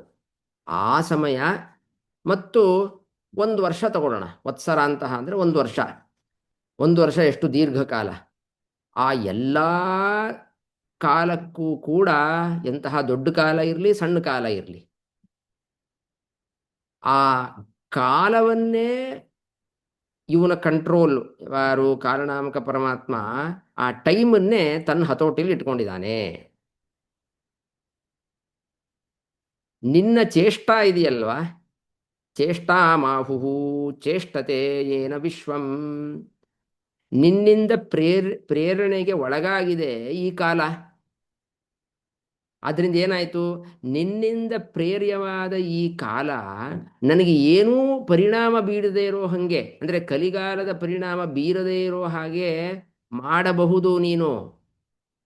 ಅಂದರೆ ಕಲಿಯ ಬಾಧೆ, ಯಾಕೆಂದರೆ ಕಾಲನೇ ನಿನ್ನ ಕೈಯಲ್ಲಿದೆಯಲ್ವಾ, ಆದ್ದರಿಂದ ಕಲಿಯ ಬಾಧೆ ನನಗೆ ಆಗದೇ ಇರುವ ಹಾಗೆ, ವಿಘ್ನಗಳು, ಸಾಧನೆಗೆ ವಿಘ್ನಗಳು ಬರದೇ ಇರೋ ಹಾಗೆ ನೀನು ನೋಡ್ಕೊಳ್ಬೋದಪ್ಪ. ನಿನಗೆ ಶಕ್ತಿ ಇದೆ. ಯಾಕೆ? ನೀನು ಕಾಲದ ಮೇಲೆ ಸ್ವತಂತ್ರ, ನೀನು ಕಾಲದ ಮೇಲೆ ಹತೋಟಿ ಇದೆ ನಿನಗೆ. ಆದ್ರಿಂದ ನ ಕಾಲಸ್ಯ ಸ್ವಾತಂತ್ರ್ಯೇಣ ಫಲದಾತೃತ್ವಂ. ಏನ್ರಿ ಮಾಡೋಕ್ಕಾಗತ್ತೆ, ನಮಗೆ ಕಲಿಗಾಲ ಅಲ್ವಾ ಇದು, ನಮಗಿಷ್ಟೇಪ್ಪ, ನಮ್ಮ ಸಾಧನೆ ಎಲ್ಲ ಏನೂ ಇಲ್ಲ, ಸುಮ್ಮನೆ ದೇವರು ನನಗೆಲ್ಲ ಶಕ್ತಿ ಇದೆ, ನಾರಾಯಣ ಕೃಷ್ಣ ಅಂತ ನಾನು ಇದ್ದೀನಪ್ಪ, ಬರೀ ನಾಮೋಚ್ಚಾರಣೆ ಮಾಡಿಕೊಂಡು ಅಷ್ಟು ಮಾಡಿ ಅಂತ ಹೇಳಿದರೆ ಸಾಕಷ್ಟು ನಮಗೆ ಅಂತ ಕೂಡೋ ಹಾಗಿಲ್ಲ. ಅಂದರೆ ಕಾಲದ ಮೇಲೆ ನಾವು ಕಾರಣವನ್ನು ಕೊಟ್ಟು ಕಲಿಗಾಲ ಆದ್ರಿಂದ ನಾವೇನು ಮಾಡ್ಲಿಕ್ಕಾಗಲ್ಲ, ಇಷ್ಟೇ ನಮ್ಮ ಕೆಲಸ ಅಂತ ನೀವು ಕೂತ್ಕೊಳ್ಬೇಡಿ. ಯಾಕೆ? ಆ ಕಾಲವನ್ನೂ ನಿಯಮನೆ ಮಾಡುವ ಕಾಲನಾಮಕ ಪರಮಾತ್ಮ ಇದ್ದಾಗ ಅವನನ್ನ ನೀವು ಭಜನೆ ಮಾಡಿ ಅವನ ಅನುಗ್ರಹವನ್ನು ಪಡೆದು ಕಾಲದ ಬಾಧೆ ಆಗದೇ ಇರುವಂತೆ. ಈಗ ಆ ಕರೋನಾ ಬಂದಿತ್ತಲ್ಲ, ಕರೋನಾ ವೈರಸ್ ಬಂದಾಗ ನಾವೇನು ಮಾಡಿದ್ವಿ? ಅದು ಎಲ್ಲ ಏನು ಇಂಜೆಕ್ಷನ್ನು, ಆ ವೈರಸ್ಗೆ ಅಟ್ಯಾಕ್ ಆಗದೆ ಇರೋ ಹಾಗೆ ಆ 2 ಸಲ ಇಂಜೆಕ್ಷನ್ನು, ಆಮೇಲೆ ವ್ಯಾಕ್ಸಿನೇಷನ್ನು, ಮುಖಕ್ಕೆ ಇದು ಹಾಕೊಳ್ಳೋದು, ಹೊರಗಡೆ ಹೋಗದೆ ಇರೋದು. ಯಾಕೆ? ಅದು ಅಟ್ಯಾಕ್ ಮಾಡದೇ ಇರಲಿ ಅಂತ, ಇದೆಲ್ಲ ಪ್ರಿವೆನ್ಷನ್. ಹಾಗೆ ಕಲಿಬಾಧೆ ನಮಗೆ ಆಗದೇ ಇರಲಿ ಅಂತ ನಾವು ಏನು ಮಾಡ್ತಾ ಇದೀವಪ್ಪ? ಏನು ಮಾಡಬೇಡಿ, ಕಾಲನಾಮಕ ಪರಮಾತ್ಮನ ಸ್ತೋತ್ರವನ್ನ ಮಾಡಿ ಅಂತ ಈ ಶ್ಲೋಕದಲ್ಲಿ ಯೋಯಂ ಕಾಲ ತತ್ಸತೇ ವ್ಯಕ್ತ ಬಂದೋ ಅನ್ನುವ ಶ್ಲೋಕದಲ್ಲಿ ಆ ಕಾಲನಾಮಕ ಪರಮಾತ್ಮನನ್ನೇ ವರ್ಣನೆ ಮಾಡ್ತಾ ಇದ್ದಾರೆ. ಅಲ್ಲ, ಯಾಕ್ರಿ ಕಾಲಕ್ಕೆ ಯಾಕೆ ಸ್ವಾತಂತ್ರ್ಯ ಇಲ್ಲ ಅಂತ ಪ್ರಶ್ನೆ. ಅದನ್ನ ವಿಷ್ಣು ತೀರ್ಥರ ಮಾಡಿಕೊಂಡು ಹೇಳ್ತಾರೆ, ಇಲ್ಲ, ವಿಶ್ವಂ ಏನ ಏವ ಚೇಷ್ಟತೆ ತಸ್ಯತೆ. ನೋಡ್ರಿ, ಕಾಲಕ್ಕೆ ಸ್ವಾತಂತ್ರ್ಯ ಇಲ್ಲ ರೀ, ಕಾಲ ಸ್ವತಂತ್ರ ಅಲ್ಲ. ಯಾಕಲ್ಲ? ಯಾಕೆ ಅಂದ್ರೆ ಪರಮಾತ್ಮ, ಕಾಲ ಬಿಟ್ಬಿಡಿ, ಪಕ್ಕದಲ್ಲಿಡಿ, ಅದು ಆಮೇಲೆ ನೋಡೋಣ. ಪರಮಾತ್ಮ ವಿಶ್ವಂ ಚೇಷ್ಟತೆ, ಇಡೀ ವಿಶ್ವವನ್ನ ಅವನು ನಿಯಮನ ಮಾಡ್ತಾನೆ. ಇಡೀ ಜಗತ್ತು ಅದನ್ನ ನಿಯಮನ ಮಾಡುವವನಿಗೆ ಅದ್ರ ಒಳಗಡೆ ಕಾಲ ಸೇರ್ಕೊಂಡಿದೆ ರೀ. ಏನೋ ಕಾಲದ ಕಾಲವನ್ನು ನಿಯಮನೆ ಮಾಡ್ತಾನೆ ಇವನು ದೊಡ್ಡಸ್ತಿಕೆ ಅಂತ ಅಷ್ಟೇ ತಿಳಿಬೇಡಿ. ಮತ್ತೆ ಕಾಲವನ್ನೂ ಸೇರಿಕೊಂಡಿರುವ ಇಡೀ ವಿಶ್ವ,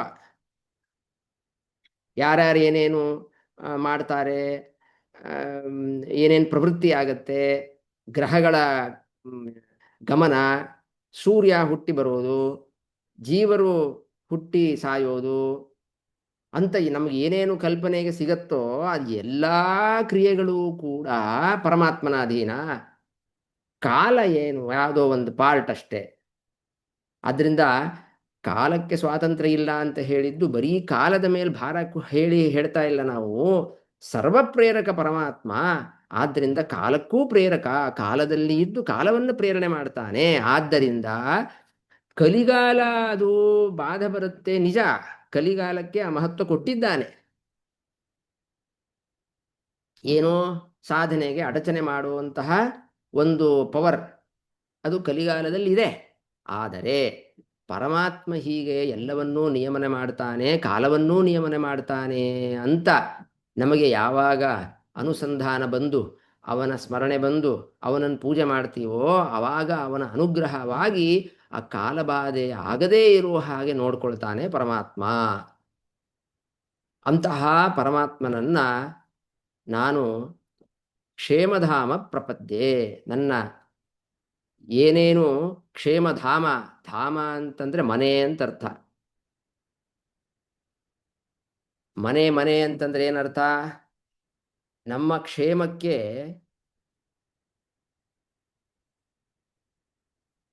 ಆಶ್ರಯ. ಧಾಮ ಅಂದ್ರೆ ಮನೆ ಅಲ್ವಾ? ನಾವು ನಮ್ಮ ಕ್ಷೇಮಕ್ಕೋಸ್ಕರ ಪರಮಾತ್ಮನನ್ನ ಆಶ್ರಯ, ಅವನ ರಕ್ಷಣೆಯನ್ನ ಪಡೆಯೋದು. ಕ್ಷೇಮ, ಯೋಗ ಕ್ಷೇಮ ಅಂತ ಎರಡಿದೆ, ಶಾಸ್ತ್ರದಲ್ಲಿ ಬರ್ತಾ ಇರುತ್ತೆ.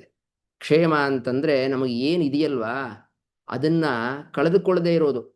ಈಗ ನನ್ನ ಹತ್ರ 100 ರೂಪಾಯಿ ಇದೆ, ಆ 100 ರೂಪಾಯಿಯನ್ನ ನಾನು ಶೇರ್ಸಲ್ಲಿ ಹಾಕಿ ಸ್ಟಾಕಲ್ಲಿ ಹಾಕಿ 100 ರೂಪಾಯಿ ಕಳ್ಕೊಂಡ್ಬಿಟ್ರೆ ಭಾರಿ ಪೆದ್ದ. ಆ 100 ರೂಪಾಯಿ ಕಳೆದುಕೊಳ್ಳದೇ ಇರುವಂತಹ ಒಂದು ಇದೆಯಲ್ವಾ, ಅದನ್ನೇನಂತ ಕರೀತಾರೆ? ಕ್ಷೇಮ ಅಂತ ಕರೀತಾರೆ. ಹೊಸದಾಗಿ ಬರೋದಿದೆಯಲ್ವಾ, ಅದನ್ನು ಯೋಗ ಅಂತ ಕರೀತಾರೆ. ಅಂದ್ರೆ ಇಲ್ಲಿ ಏನು ಹೇಳ್ತಾ ಇದ್ದಾರೆ? ಕ್ಷೇಮಧಾಮ ಅಂದ್ರೆ ನಾನು ಏನೋ ಸ್ವಲ್ಪ ಮಾಡ್ತಾ ಇದ್ದೀನಪ್ಪ, ನಾರಾಯಣ ಕೃಷ್ಣ ಅಂತ ಇದ್ದೀನಿ, ಏನೋ ಒಂದು 3 ಸಂಧ್ಯಾ ವಂದನೆ ಅಂತ ಮಾಡ್ತೀನಿ, ಏನೋ ಏಕಾದಶಿ ಉಪವಾಸ ಅಂತ ಮಾಡ್ತೀನಿ, ಇಷ್ಟಕ್ಕೆ ನೀನು ತೊಂದರೆ ಕೊಡಬೇಡ ನನಗೆ. ಅಂದ್ರೆ ಇದನ್ನಾರು ಉಳಿಸ್ಕೊಂಡು ಬರುವಂತೆ ಮಾಡಪ್ಪ. ಹೊಸದಾಗಿ ಬರೋದು, ಹೊಸದಾಗಿ ಆಚರಣೆ ಅನುಷ್ಠಾನ, ಅದು ಒಂದು ಕಡೆ, ಅದು ಬರಲಿ. ಆದರೆ ನಾನು ಏನು ಈಗ ಮಾಡ್ಕೊಂಡು ಹೋಗ್ತಾ ಇದ್ದೀನಲ್ಲ, ಅದಕ್ಕಿಂತ ಕಮ್ಮಿ ಮಾಡಿಸ್ಬೇಡ, ಡೌನ್ಗ್ರೇಡ್ ಮಾಡಬೇಡ, ಅಪ್ಗ್ರೇಡ್ ಮಾಡು.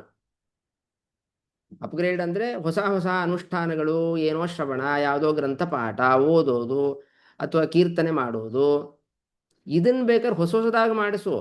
ಆದರೆ ನಾನು ಏನು ಅಲ್ಪ ಸ್ವಲ್ಪ ಮಾಡ್ತಾ ಇದ್ದೀನಿ ಅದನ್ನು ನೀನು ಕಟ್ ಮಾಡಿಸ್ಬೇಡ. ಕಲಿಗಾಲ ಕಲಿಬಾದೆ, ಯಾಕೆ ನೀನು ಆ ಕಾಲಕ್ಕೆ ನಿಯಾಮಕನಾಗಿದ್ದೀಯಾ ಅಂತ ಹೀಗೆ ಈ ಶ್ಲೋಕದಲ್ಲಿ ಆ ಕಾಲನಾಮಕ ಪರಮಾತ್ಮನನ್ನ ಸ್ತೋತ್ರ ಮಾಡ್ತಾ ಇದ್ದಾರೆ.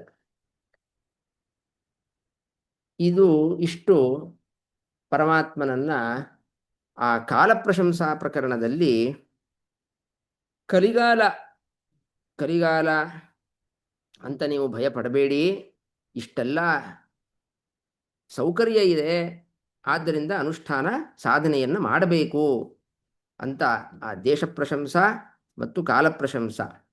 ಮುಂದಿನ ಪ್ರಕರಣ ದೇಹ ಪ್ರಶಂಸ. ಅಂದರೆ ಮನುಷ್ಯ ಜನ್ಮ ಅಂತ ಈ ದೇಹ ಬಂದಿದೆಯಲ್ವಾ, ಅದು ಬಹಳ ಅಪರೂಪ. ಅಂತಹ ಮನುಷ್ಯ ಜನ್ಮ ಬಂದಾಗ ನಾವು ಸಾಧನೆಯನ್ನು ಮಾಡಿಕೊಳ್ಬೇಕು ಅಂತ ಮುಂದಿನ ಪ್ರಕರಣ. ಅದು ಮತ್ತೆ ಮುಂದಿನ ಸರಿ ನೋಡೋಣ. ಇವತ್ತು ವಿಷ್ಣು ತೀರ್ಥರ ಪೂರ್ವಾರಾಧನೆ, ನಾಳೆ ಅವ್ರದ್ದು ಮಧ್ಯಾರಾಧನೆ. ಅವ್ರ ಬಗ್ಗೆ ಸ್ವಲ್ಪ ಈಗಾಗಲೇ ಒಂದು 2-3 ವಿಷಯ ಬಂದಿತ್ತು ಪಾಠದಲ್ಲೇ. ಇನ್ನು ಅವರು ವ್ಯಾಸತತ್ವಜ್ಞರ ಹತ್ತಿರ, ಅಂದರೆ ಐ.ಜಿ. ವೆಂಕಟರಾಮಾಚಾರ್ಯರ ಹತ್ತಿರ ಓದಾದ ಮೇಲೆ, ಅಧ್ಯಯನ ಆದಮೇಲೆ ಗೃಹಸ್ಥರಾಗಿ ಬಂದರು. ಗೃಹಸ್ಥಾಶ್ರಮವನ್ನು ಸ್ವೀಕಾರ ಮಾಡಿದರು. ಅವರಿಗೆ ಒಬ್ಬ ಮಗ ಕೃಷ್ಣಾಚಾರ್ಯ ಅಂತ. ಅವರು ಬಹಳ ಟಿಪ್ಪಣಿಕಾರರವರು. ಕೃಷ್ಣಾಚಾರ್ಯರು ಸ್ವಯಂ ಸಾರೋದ್ಧಾರಕಾರರೇ ಸುಧಾಗೆ ವ್ಯಾಖ್ಯಾನ ಬರೆದಿದ್ದಾರೆ. ಅವ್ರ ಮಕ್ಕಳು ಕೂಡ ದೊಡ್ಡ ಜ್ಞಾನಿಗಳು. ಅವರು ಗೃಹಸ್ಥಾಶ್ರಮದಲ್ಲಿ ಎಷ್ಟು ವರ್ಷ ಇದ್ರಪ್ಪ? ಅವರು ಗೃಹಸ್ಥಾಶ್ರಮ ಆದಮೇಲೆ ವಾನಪ್ರಸ್ಥಾಶ್ರಮವನ್ನು ಆಚರಣೆ ಮಾಡಿದ್ರು ಅವರು. ಇದು ಬಹಳ ರೇರು ನಾವು ನೋಡೋದು. ಅಂದರೆ ಒಂದು ಜೀವನದಲ್ಲಿ 4 ಆಶ್ರಮಗಳನ್ನು ಮಾಡಿ ತೆಗೆದುಕೊಂಡು ಪರಮಾತ್ಮನ ಅನುಗ್ರಹಕ್ಕೆ ಪಾತ್ರರಾಗುವುದು ಅಂತಿದೆಯಲ್ಲ, ಅದು ಬಹಳ ಕಷ್ಟ. ಇವರು ತಮ್ಮ 28ನೇ ವಯಸ್ಸಿಗೇನೆ ವಾನಪ್ರಸ್ಥಾಶ್ರಮವನ್ನು ಸ್ವೀಕಾರ ಮಾಡಿಬಿಡ್ತಾರೆ. ಅಂದರೆ ವಾನಪ್ರಸ್ಥ ಅಂದರೆ ಏನು? ಒಟ್ಟು ತಮ್ಮ ಮನೆ ಅಂತಿಲ್ಲ, ಸಂಚಾರ ಮಾಡ್ತಾ ಇರೋದು, ನದಿ ತೀರದಲ್ಲಿರೋದು, ಅಲ್ಲಿ ಎಷ್ಟು ದಿನ ಸೌಕರ್ಯ ಇರುತ್ತೋ ಇರೋದು, ಮತ್ತೆ ಮುಂದೆ ಪ್ರಯಾಣ ಮಾಡೋದು. ಹೀಗೆ ಎಷ್ಟು ವರ್ಷ? 12 ವರ್ಷ ವಾನಪ್ರಸ್ಥಾಶ್ರಮದಲ್ಲೇ ಇದ್ರು ಅವರು. ಅಲ್ಲಿ ಮುನವಳ್ಳಿ ಅಂತ ಒಂದು ಗ್ರಾಮ, ಅಲ್ಲಿ ಮಲಾಪಹಾರಿ ನದಿ ಇಂತಿದೆ, ಅಲ್ಲೆಲ್ಲ ಅವರು ಇದ್ದು 12 ವರ್ಷ ಬರೀ ಪಾಠ ಪ್ರವಚನ. ಅಲ್ಲಿ ಹೋಗೋದು, ಅವ್ರು ಎಷ್ಟು ಪಾಠ ಪ್ರವಚನದಲ್ಲಿ ನಿರತರಾಗಿದ್ರು ಅಂತಂದರೆ, ಅವರು ಬದರಿ ಯಾತ್ರೆ ಮಾಡ್ಕೊಂಬರ್ಬೇಕು ಅಂತ ಹಂಬಲ ಇತ್ತು ಅವ್ರಿಗೆ. ಅದಕ್ಕೆ ಅಂತ ಹೊರಟಾಗ ದೇವರು ಬದ್ರಿನಾರಾಯಣ ಅವರು ಸ್ವಪ್ನದಲ್ಲಿ ಬಂದು, ಇಲ್ಲ ನೀನು ಹೋಗಬೇಡ, ನೀನು ಏನು ಪಾಠ ಪ್ರವಚನಗಳನ್ನು ಮಾಡ್ತಾ ಇದೆಯಲ್ವಾ, ಅದರಷ್ಟು ದೊಡ್ಡ ಪುಣ್ಯ ಯಾವುದೂ ಇಲ್ಲ. ನೀ ಬದ್ರಿನಾರಾಯಣನ ಅಲ್ಲಿಗೆ ಹೋಗಿ ಬದ್ರಿ ಯಾತ್ರೆ ಮಾಡಿ ಏನು ಪುಣ್ಯ ಸಂಪಾದನೆ ಮಾಡ್ತೀಯಲ್ವಾ, ಅದಕ್ಕಿಂತ ಜಾಸ್ತಿ ಪುಣ್ಯ ಸಂಪಾದನೆ ನೀ ಮಾಡುತ್ತಿರುವ ಪಾಠ ಪ್ರವಚನಗಳಿಂದಲೇ ನಾನು ತೃಪ್ತನಾಗಿದ್ದೇನೆ ಅಂತ ಹೇಳಿ ಅವರು ಬದರಿ ಕ್ಷೇತ್ರಕ್ಕೆ ಹೋಗಲೇ ಇಲ್ಲ. ಸ್ವತಃ ಅವರ ಶಿಷ್ಯರು ಅದನ್ನು ಹೇಳ್ತಾರೆ. ಕೊನೆಗೆ ಎಷ್ಟು ಅಂದರೆ, ಅವರು ಸನ್ಯಾಸಾಶ್ರಮ ತಗೊಂಡು ಅವರು ಆ 12 ವರ್ಷ ಏನು ಇದರಲ್ಲಿದ್ರಲ್ಲ ವಾನಪ್ರಸ್ಥಾಶ್ರಮದಲ್ಲಿ, ಅವ್ರದ್ದು ದಿನಚರ್ಯೆ ಹೇಗೆ ಅಂದರೆ ದಿನ 16 ಸರ್ಗ ಸುಮಧ್ವಿಜಯ ಪಾರಾಯಣ. ದಿನ, ನಾನು ಆವಾಗ ಹೇಳಿದ್ನಲ್ಲ ಈಗಲೂ ಇದ್ದಾರೆ ಅಂತ, ಆ ತರಹ ಅವರು ಅವ್ರ ಕಾಲದಲ್ಲಿ ದಿನ ಸುಮಧ್ವಿಜಯ 16 ಸರ್ಗ ಪಾರಾಯಣ ಮಾಡ್ತಾ ಇದ್ರು. ಅಷ್ಟು ಸಿದ್ಧಿ ಅವರಿಗೆ ಆ ಸುಮಧ್ವಿಜಯದ ಮೇಲೆ. ಸುಮಧ್ವಿಜಯದ್ದು ಆ 16 ಸರ್ಗದ ಯಾರಿಗೆ ಪಾರಾಯಣ ಮಾಡ್ಕೊಳ್ಳಿಕ್ಕಾಗಲ್ಲ ಅವ್ರಿಗೊಂದು ಸುಮಧ್ವಿಜಯ ಆ, ಪ್ರಮೇಯ ಮಾಲಿಕಾ ಅಂತ ಒಂದು ಸ್ತೋತ್ರ ಮಾಡಿದ್ದಾರೆ ಅವರು. ಪ್ರತಿ ಸರ್ಗದ ಸಾರಾಂಶವನ್ನು ಒಂದು ಶ್ಲೋಕದಲ್ಲಿ ಸೆರೆ ಹಿಡಿದಿದ್ದಾರೆ. ನಾರಾಯಣ ಪಂಡಿತಾಚಾರ್ಯರು ಕೂಡ ಮಾಡಿದ್ದಾರೆ. ಅವರು ಒಂದೊಂದು ಸರ್ಗ ಅದಕ್ಕೆ ಎರಡೆರಡು ಶ್ಲೋಕ, ಒಟ್ಟು 32 ಶ್ಲೋಕ ಬರುವ ಹಾಗೆ ಮಾಡಿದ್ದಾರೆ. ಇವರು ಅನುಷ್ಠುಪ್ ಛಂದಸ್ಸಲ್ಲಿ ಇರಬೇಕದು, ಬಹಳ ಚಿಕ್ಕದು, ಹೇಳಲಿಕ್ಕೆ ಒಂದು 5 ನಿಮಿಷನೂ ಬೇಕಾಗಿಲ್ಲ. ಆ ಇಡೀ ಸರ್ಗದ ಸಾರ ಅದನ್ನು ಸಂಗ್ರಹ ಮಾಡಿ ಹೇಳಿದ್ದಾರೆ. ಅಂತಹ ಅರಣ್ಯಕಾಚಾರ್ಯರು 16, ಅವರು ಈ ಥರ ಕಾಡಿನಲ್ಲಿ ಇರ್ತಾ ಇದ್ರಲ್ಲ ವಾನಪ್ರಸ್ಥದಲ್ಲಿ, ಅದಕ್ಕೆ ಅವ್ರಿಗೆ ಆರಣ್ಯಕಾಚಾರ್ಯರು ಅಂತ ಇಷ್ಟು ದೀರ್ಘಕಾಲ 12 ವರ್ಷದ ಕಾಲ 28ರಿಂದ 40 ವರ್ಷ ತನಕ ಅವರು ಈ ತರಹ ವಾನಪ್ರಸ್ಥಾಶ್ರಮದಲ್ಲಿದ್ದರು. ಅದಾದ ಮೇಲೆ ಅವರು ಸನ್ಯಾಸಾಶ್ರಮ ತಗೊಂಡ್ರು. ಸತ್ಯವರರು ಅಂತ ಸಂತೆಬೆದನೂರಿನಲ್ಲಿದೆ ಅವ್ರ ಬೃಂದಾವನ. ಅವರು 1756 ಅವರು ಹುಟ್ಟಿದ್ದು, ಅಂದರೆ ಈಗಿನ AD ತಗೊಂಡ್ರೆ. ಆಮೇಲೆ 40 ವರ್ಷದಿಂದ 50 ವರ್ಷದ ತನಕ 10 ವರ್ಷ ಸನ್ಯಾಸಾಶ್ರಮದಲ್ಲಿದ್ದರು. ಆ 10 ವರ್ಷ ಅಂದರೆ ಅವರು 50ನೇ ವರ್ಷಕ್ಕೆ ಅವರು ಬೃಂದಾವನಸ್ಥರಾದರು. ತಮ್ಮ 50 ವರ್ಷದಲ್ಲಿ ಎಷ್ಟು ಸಾಧನೆ ಮಾಡಿಕೊಂಡಿದ್ದಾರೆ ವಿಷ್ಣುತೀರ್ಥರು, ಎಷ್ಟು ಗ್ರಂಥಗಳನ್ನು ಬರೆದಿದ್ದಾರೆ. ಸುಮಾರು ಒಂದು 22, 25 ಅಂತ ಕಾಣುತ್ತೆ ಗ್ರಂಥಗಳನ್ನು ಬರೆದಿದ್ದಾರೆ ಅವರು. ಆಮೇಲೆ ಅವರು ಸನ್ಯಾಸಿಗಳಾದಾಗ ಅಥವಾ ಅವಧೂತಚರ್ಯೆಯಲ್ಲಿದ್ದಾಗಲೇ, ನಂಗೆ ಯಾವಾಗ ಅಂತ ಸರಿಯಾಗಿ ಗೊತ್ತಿಲ್ಲ, ಅವಾಗ ಅವ್ರದ್ದು ಮಹಿಮೆ ಎಷ್ಟಪ್ಪ ಅಂದರೆ ಅವರ ಶಿಷ್ಯರಿಗೆ ಕಲಿಯನ್ನು ತೋರಿಸಿದ್ದಾರೆ ಒಂದ್ಸಲಿ. ಅದು ಏನೋ ಈಗ ನಾಳೆ ನಾಳಿದ್ದು ತೋರಿಸ್ತೀನಿ ಅಂತ ಹೇಳಿ ಅಲ್ಲಿ ಯಾರೋ ಒಬ್ಬ ಕರಗಿರೋ ಮನುಷ್ಯ ಚಂಡಾಲ ಏನೋ ನಾಯಿ ಇಟ್ಕೊಂಡು ಹೋಗ್ತಾ ಇರೋದು ಒಂದು ತೋರಿಸಿ, ನೋಡಿ ಇವನೇ ಕಲಿ ಅಂತ ತೋರಿಸಿದ್ದಾರೆ. ಬರೀ ಕಲಿಯನ್ನಲ್ಲ, ವಾಯುದೇವರನ್ನು ಹಾಗೆ ತೋರಿಸಿದ್ದಾರೆ ಅವರು, ರುದ್ರದೇವರನ್ನು ತೋರಿಸಿದ್ದಾರೆ. ಅಂದರೆ ನೇರವಾಗಿ ರುದ್ರದೇವರು ವಾಯುದೇವರು ತಮ್ಮ ಮೂಲ ರೂಪದಲ್ಲಿ ಅಂತಲ್ಲ, ಅವರು ಬ್ರಾಹ್ಮಣರಾಗಿ ಬಂದಾಗ ಬ್ರಾಹ್ಮಣ ವೇಷದಲ್ಲಿ ಬಂದು ಇದು ಮಾಡಿದಾಗ ಸ್ವೀಕಾರ ಮಾಡಿದಾಗ ದೇವಸ್ಥಾನದ ಒಳಗಡೆ ಹೋಗಿದ್ದು, ಹೀಗೆ ನನಗೆ ಸರಿಯಾದ ಕತೆ ಗೊತ್ತಿಲ್ಲ. ಬಟ್ ವಾಯುದೇವರು ಮತ್ತು ರುದ್ರದೇವರನ್ನು ತೋರಿಸಿರುವ ಮಹಿಮರು, ಅಂದರೆ ಅವ್ರಿಗಂತೂ ತ್ರಿಕಾಲ ಜ್ಞಾನಿಗಳು ಅಂತಾಯಿತು. ನಾಳೆ ಬರ್ತಾರೆ, ನಾಳಿದ್ದು ಬರ್ತಾರೆ, ನೋಡಿ ಇವ್ರನ್ನ ತೋರಿಸ್ತೀವಿ, ಅವ್ರ ಯೋಗ್ಯತಾ ಏನು, ಅವರು ಯಾರು ಅಂತೆಲ್ಲ ತಿಳ್ಕೊಳ್ಳುವಷ್ಟು ಸಿದ್ಧಿಪುರುಷರವರು ವಿಷ್ಣುತೀರ್ಥರು. ಅವರ ಕೃಷ್ಣಾಚಾರ್ಯರು ಅಂತ ಅವ್ರ ಮಗ ಏನಿದ್ದಾರೆ, ಅವರಿಗೆ ಮದುವೆಯಾಗಿ 3 ವರ್ಷ ಆದರೂ ಅವರ ಸೊಸೆಗೆ ಮಕ್ಕಳಾಗಿರಲಿಲ್ಲ. ಅವರು 40 ದಿನ, ನಾನು ಏನು ದಿನ ಪ್ರವಚನ ಮಾಡ್ತೀನಿ ಆ ಪ್ರವಚನ ಸಮಯದಲ್ಲಿ ನೀ ದೀಪ ಹಚ್ಚು, 40 ದಿನ ಸಾಕು, ನಿನಗೆ ಅದು ಪ್ರತಿಬಂಧಕ ಏನಿದೆ ಅದು ಪರಿಹಾರ ಆಗಿ ಮಕ್ಕಳಾಗತ್ತೆ ಅಂತ ಹೇಳಾದ ಮೇಲೆ ಏನು 40 ದಿನ ಇಡ್ತಾರೆ, ಅದೇ ವರ್ಷದಲ್ಲೇ ಅವರಿಗೆ ಗಂಡು ಸಂತಾನ ಆಯಿತು. ಅದು ತಮ್ಮ ಸೊಸೆಗೆ ಅಂತಲ್ಲ, ಇನ್ನೊಬ್ಬರು ಯಾರೋ 12 ವರ್ಷ ಮದುವೆ ಆದಮೇಲೆ ಸಂತಾನ ಆಗಿರೋದಿಲ್ಲ. ಅವರಿಗೆ ಆ ಊರಿನಲ್ಲಿ ತುಳಸಿ ಗಿಡಗಳು ಒಂದು ಜಾಗ ತೋರಿಸಿ, ಆ ತುಳಸಿ ಗಿಡಕ್ಕೆ ನೀನು ನೀರು ಹಾಕು, ಆ ನೀರು ಹಾಕೋದರಿಂದ ನಿನಗೆ ಮಕ್ಕಳಾಗತ್ತೆ ಅಂತ ಹೇಳಿದ್ರಂತೆ. ಅವರು ನೀರು ಹಾಕಿ ಸಂತಾನ ಭಾಗ್ಯವನ್ನು ಪಡೀತಾರೆ. ಅವ್ರದ್ದು ಇನ್ನೊಂದು ಮಹಿಮೆ ಏನಪ್ಪ ಅಂದರೆ, ಅವರು ಪಾಠ ಹೇಳ್ತಾ ಇದ್ದರೆ ಸುತ್ತಲೂ, ಅಂದರೆ ಅವರು ಏನು ಸರ್ವಮೂಲ ಟೀಕಾ ಟಿಪ್ಪಣಿಗಳ ಟೀಕಾ ಪಾಠ ಎಲ್ಲ ಹೇಳ್ತಾ ಇದ್ರಲ್ವಾ, ಅದ್ರ ಸುತ್ತಲೂ ಸುಗಂಧ ಅಂತೆ.